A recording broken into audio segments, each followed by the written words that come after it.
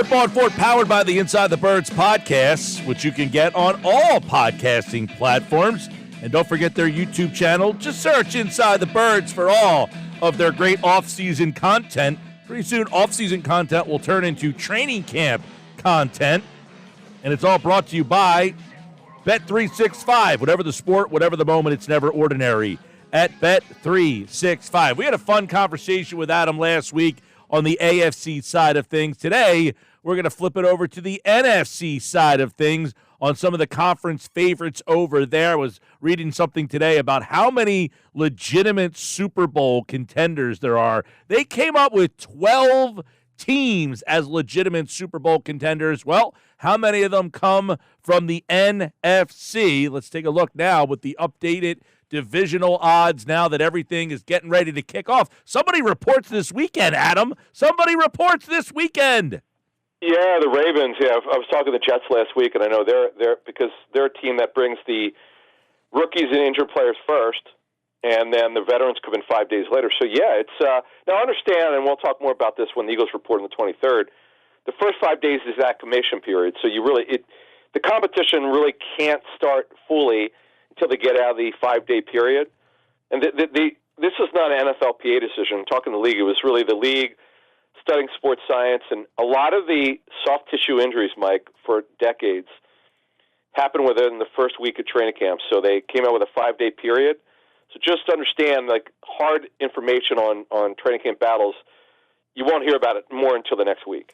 Well, obviously, we're getting excited about the start of training camp. It's a little soon, though. Oh, yeah. Did you know, by the way, all right, Yep. August 1st is the Hall of Fame game. Doesn't that sound ridiculously close? Yeah, who's playing it? Is it the Bears? Who's playing in it? The Hall of Fame game this year, August 1st, is it Houston and the Bears? Sounds right. Yeah, but yeah, well, as a matter of fact, so the Bears report, Mike, early next week on the 16th, and the veterans come in 3 days later. The Texans. Yeah, it's the Bears and Texans. It's the Bears and Texans. Ooh. Yeah. It's too bad. That's interesting. It's too bad that it's a preseason game and who knows if any of the talented players will play for either team. But the Bears are like Matt Eberflus. For the odds makers have him being the best odds to be coach of the year. It's really hard to believe, but that's what the odds say. All right, well, let's take a look at some odds, and let's start with the Eagles in the NFC East there.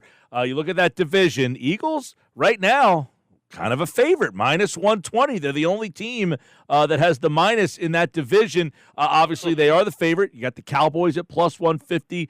Your buddies over there in Washington, the Commandos, as you like to call them, +1100. Yeah. And the Giants, who will have episode 2 of Hard Knocks tonight, they have the worst odds, the lowest odds of any team in the NFC. Yeah, at +1400. And the Patriots, we were talking about this last week, the Patriots at +2500. Nobody thinks they have a chance. In fact, their win total, the Patriots, 4.5. But let's get back to the Eagles. Yeah, so the Eagles are the clear favorite by the odds. The Eagles are -120. So the way it works is if you bet $12, you get $10 back. Or if you bet 120, you get 100 back. Mike, I'm not saying the Eagles shouldn't be the favorite. They would be mine right now.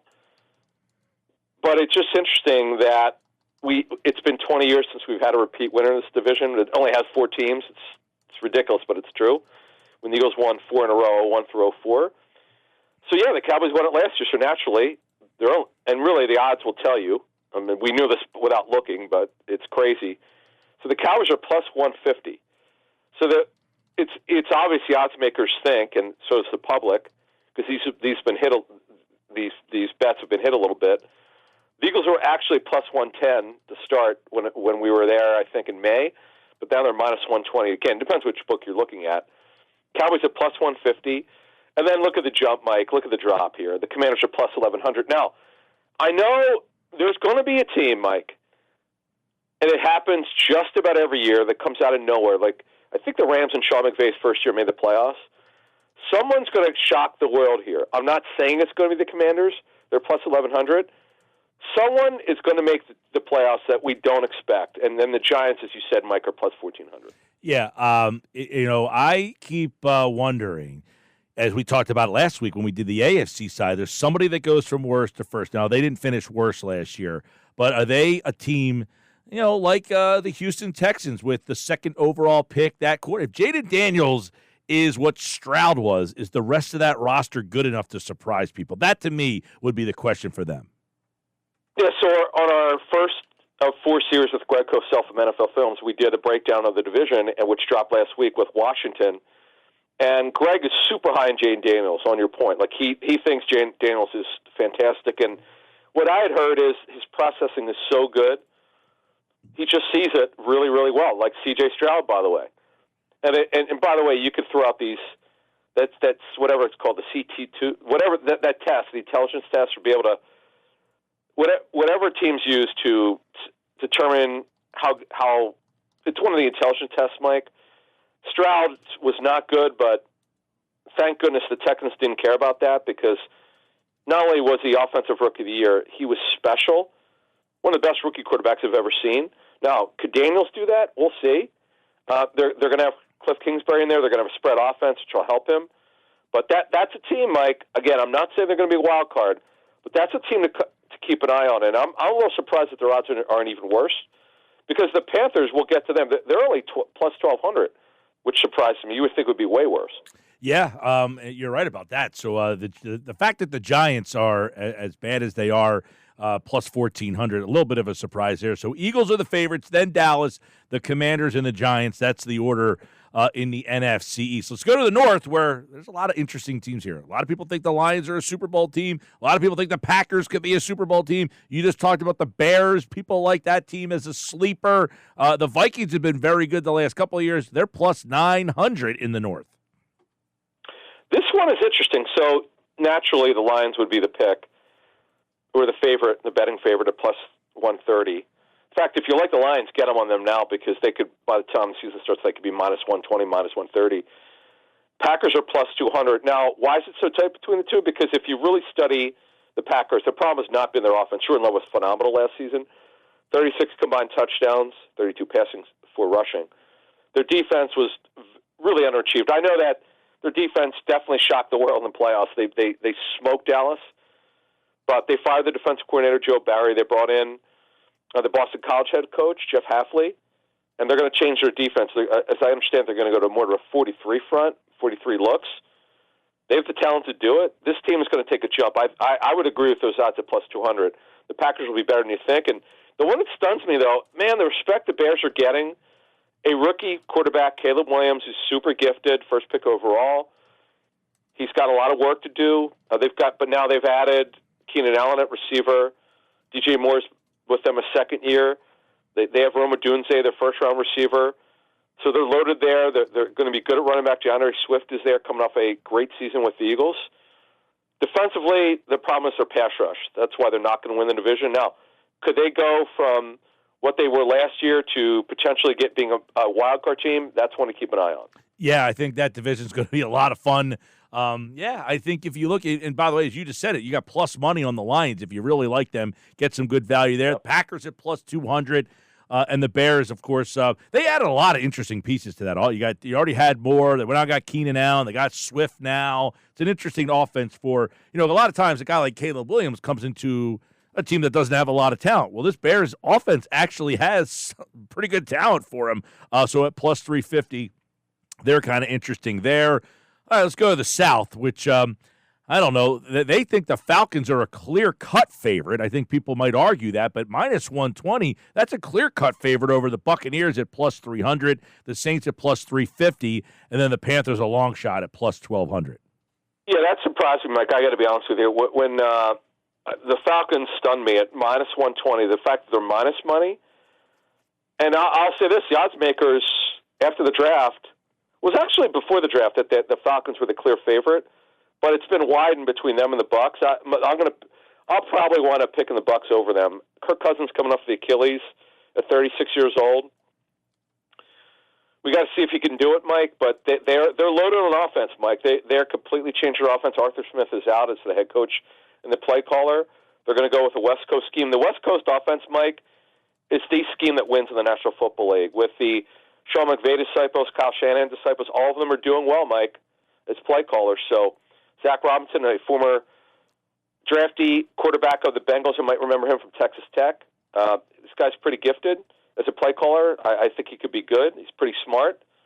He's first-time play caller, but I've heard people talking to people who work with him. He's really smart, so we'll see how this goes with the Falcons. Defensively, they overachieved last season. They're not very talented, but Raheem Morris, the defensive head coach, comes in there. We'll see how it goes.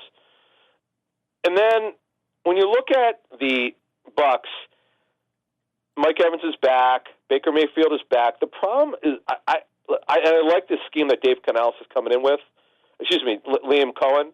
Liam Cohen worked with the Rams. He also has worked with Baker Mayfield briefly 3 years ago when Baker was with the Rams, so they know each other. This is a West Coast offense. Defensively, they've got issues at cornerback. That is definitely a problem. Their pass rush is inconsistent. I think it's real tight. I think it's way tighter than the odds makers have between the Falcons and the Bucs. And the Saints, it's Derek Carr, Mike. Derek Carr's a check-down quarterback. He's risk-averse.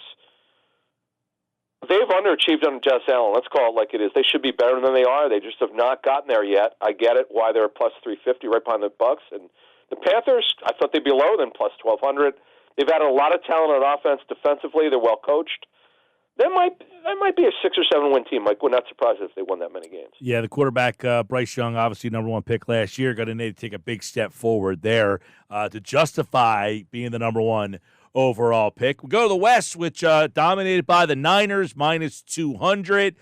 Is there any competitor there? Some people like the Rams, others not so high on the Rams, plus 325. Seahawks have kind of been like a mid-level team, plus 750. I hear a lot of people liking the Cardinals this year. That's a pretty long shot at plus 1,200.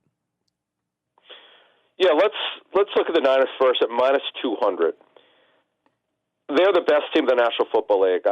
I don't look. I know the Chiefs are back-to-back winners, but the Niners are the best roster. They're loaded. They're super deep at receiver now. They've never been a big 11 personnel team. They're more 12, which means 2 receivers, 2 backs, 2 tight ends, and 1 back. Defensively, I was stunned that they did not draft a corner in the first round. They did draft Renardo Green out of Florida State. I know they're very high on, and they drafted Ricky Pearsall out of the University of Florida, which surprised a lot of people in the first round at receiver when they already had Ayuk, who is looking for a new deal. Deebo Samuel, Juwan Jennings, who they re-signed.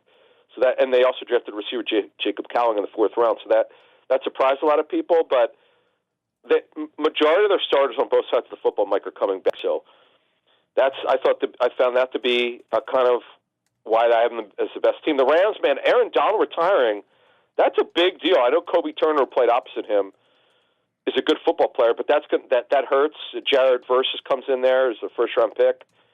Who's a nice pass rusher, nothing special. Secondary, they're not very good at corner. This is a nice team, 9 or 10 wins. They're not winning the division. And then the Seahawks, wow, Pete Carroll out after 13 years, Mike. John Snyder, the GM now, has personnel control. Didn't have it. Pete Carroll had it. Ryan Grubb brings it to West Coast, sort of like a quasi-spread West Coast scheme as their offensive coordinator. It's more of a spread offense. I like it. Defensively, they've been disappointing. Got to think Mike McDonald will run his scheme. It's more of a 34 front. They're not very good at certain positions. They got to get a better pass rush. It's probably going to be a 7 or 8 win team. Year 1, maybe 9 at most. They're plus 750. And the Cardinals had on paper a great draft. They had 10 picks. I like what they did, Mike, but they're in a start-over program. They have a lot of work to do, but I like the draft. Yeah, a lot of people seem to like them. And by the way, people forget the quarterback was hurt there for most of the year last year. When he came back, they actually had somewhat of a competent offense.